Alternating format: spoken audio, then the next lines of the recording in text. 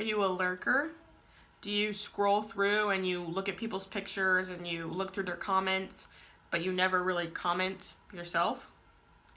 Do you scroll through things and occasionally look through it, but for the most part, that little notification button doesn't dictate your life? Or maybe you're one of those people whose life motto is do it for the gram. Maybe you really don't even know what I'm talking about.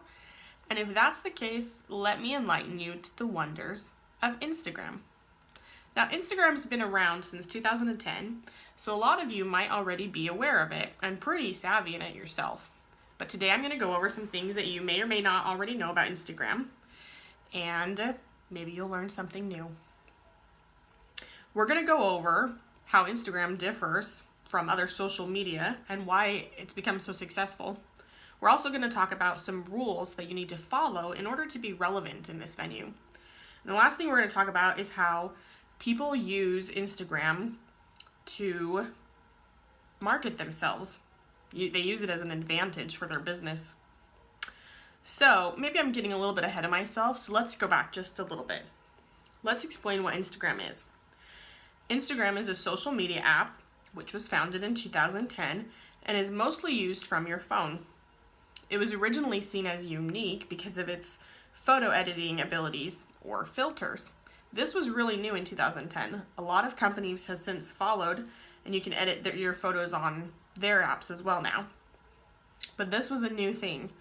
This is one of the reasons why Instagram has grown so rapidly to its current 500 million international users. So how does it really compare to other social media? Well, it's two major player sisters, Facebook and Twitter. They're different than Instagram. So Facebook is more of a closed-knit community where you have friends. You post family updates. You maybe have political arguments and the occasional funny cat video. But that's very close-knit. Twitter, on the other hand, is a wide arena open for political and social debate, and generally it can be seen by everybody, and everybody can comment on it as well.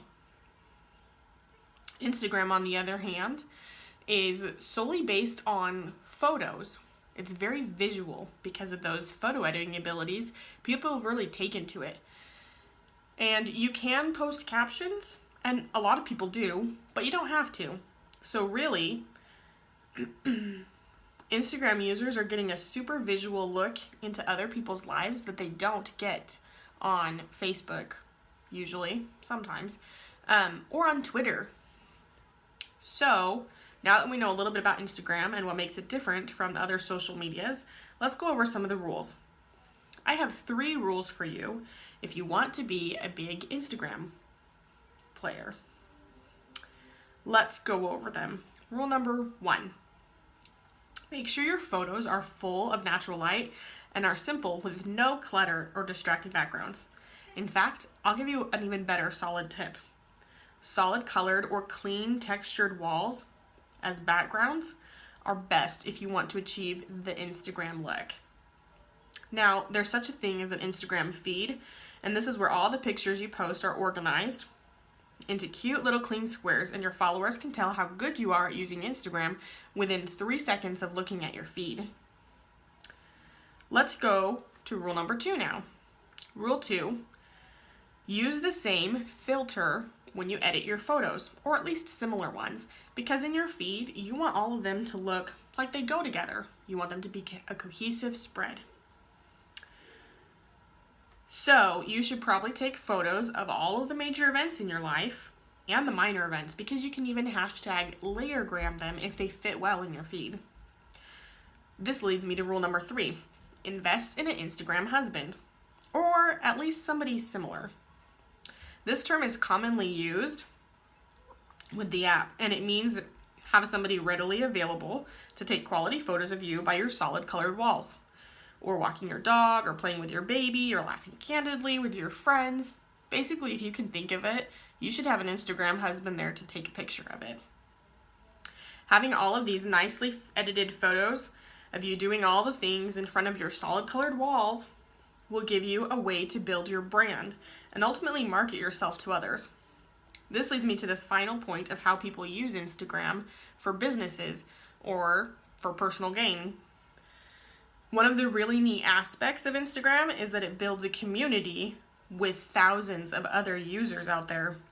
People who are interested in similar things are able to connect and influence one another and share things. Bloggers and influencers of all kinds, and I mean all kinds. Mommy bloggers, fitness fanatics, fashion gurus, and artists of various types. Hairstylists, travel and tourism, thousands of small online businesses, even pimple poppers and cadaver sharers. They all have this underground network where they share things with each other. They share their abilities, they market their stories and their products.